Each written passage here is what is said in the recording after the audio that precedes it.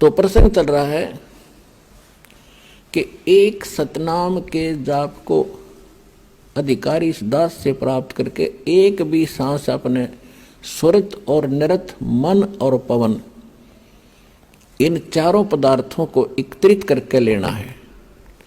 कबीर साहब कहते माला तो कर में फिरे और जिव्या फिरे मुख माही, मनुआ तो चहूं दिस फिरे ये तो सुमरण नाही। कबीर साहब कहते हैं कि हाथ में तो माला मणिया घूम रहा है और जीभ मुख में घूम रही है और मन कहीं घूम रहा है, ये सुमरण नहीं होता। कहते हैं सुरत नृत मन पवन पर और सतनाम का वो जाप लगातार चले। सुरत नृत मन और पवन इकट्ठे रखे। जैसे आप सिमरण करते हो सांस के सिमरण सतनाम दिया है, या प्रथम मंत्र भी जाप करते हो उस पर ये ध्यान रखे कि जैसे आप प्रथम मंत्र बोला प्रथम मंत्र का, तो ये सोचा ये किसके विषय में है। 5-4 जो लगातार जो मंत्र करें 5-4 बार ये अभ्यास करें ये किसका है, और उसके बाद बेशक शीघ्र करो लेकिन ये ध्यान रहे मैं बोल क्या रहा हूं। अब बोलते हो सत सुकृत अवगत कबीर, तो फिर इस क्या बोल रहा हूं ये शब्द है, इस शब्द के साथ इस चित्त यानी मन को लगाना है और ध्यान रहे कि मैं क्या बोल रहा हूं, कौन से अक्षर का उच्चारण कर रहा हूं।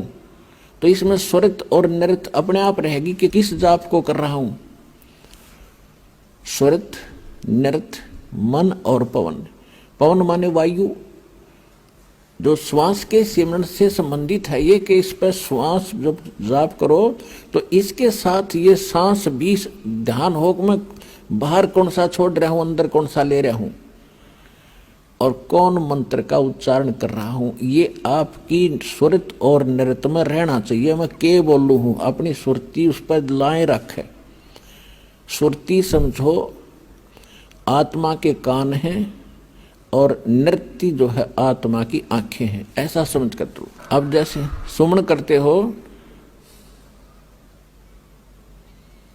तो क्या मैं बाहर छोड़ रहा हूं, कौन से मंत्र का उच्चारण अपने आप होता, श्वास से महसूस होता मैं क्या बोल रहा हूं, उस पर ध्यान रहे अंदर क्या ले रहा हूं।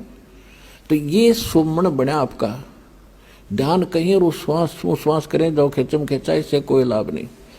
स्वरत नृत उस पर लगी रहे, मैं क्या बाहर छोड़ रहा हूं क्या अंदर ले रहा हूं, या प्रथम मंत्र में किस किस जाप को कर रहा हूं। जब जल्दी करते हो क्योंकि स्वाभाविक हो जाता है जल्दी करना पड़ता है, तो उसमें ये सोचो मैं बोल के रहा हूं। पहले तो ये पता हो कि किस किस का जाप है, ये 2-4 बार अभ्यास करके फिर बेसिक केवल शब्द पर ही ध्यान रख सकते हो। के बोल रहा हूं, कौन सा मंत्र बोल रहा हूं, हरियम बोल रहा हूं, किलियम बोल रहा हूं, उस पर ध्यान रहे। तो उस पर जरूर रहना चाहिए, वो नहीं माड़ा फेरे जाओ। तो ऐसे ही सतनाम पर बात चल रही है कि सतनाम पालड़े तराजू के एक पलड़े में ऐसे किया हुआ श्वास उश्वास सुरत नृत और मन और श्वास के साथ किया हुआ एक श्वास के सिमरण की ओनली एक मंत्र सांस बाहर छोड़ा और अंदर ले लिया, पूरा हो गया एक मंत्र। इस एक मंत्र के जाप को तराजू के एक पालड़े में रख दो उसकी कीमत,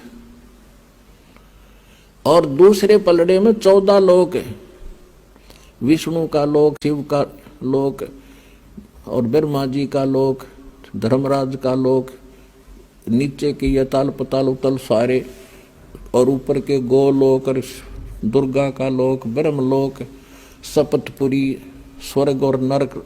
स्वर्ग नरक ये अलग 3 लोक न्यारे हैं, ये स्वर्ग पृथ्वी और पाताल ये लोक अलग हैं 3, इनसे हटकर हैं। तो क्या बताया है कि ये 14 लोक उस महास्वर्ग तक दूसरे पालड़े में रखते सतनाम के श्वास के से तोलने के लिए, और 3 लोक ये पृथ्वी पाताल और स्वर्ग लोक ये तो पास्यंग रखे। पास्यंग क्या होती है आजकल के एजुकेटेड बच्चों को पता नहीं, क्योंकि ये ज्ञान गूढ़ रहस्य है और अपनी लोकल लैंग्वेज में ये एक सूक्ष्म वेद है। तो दास का जन्म ऐसे समय में दिया दाता ने। दास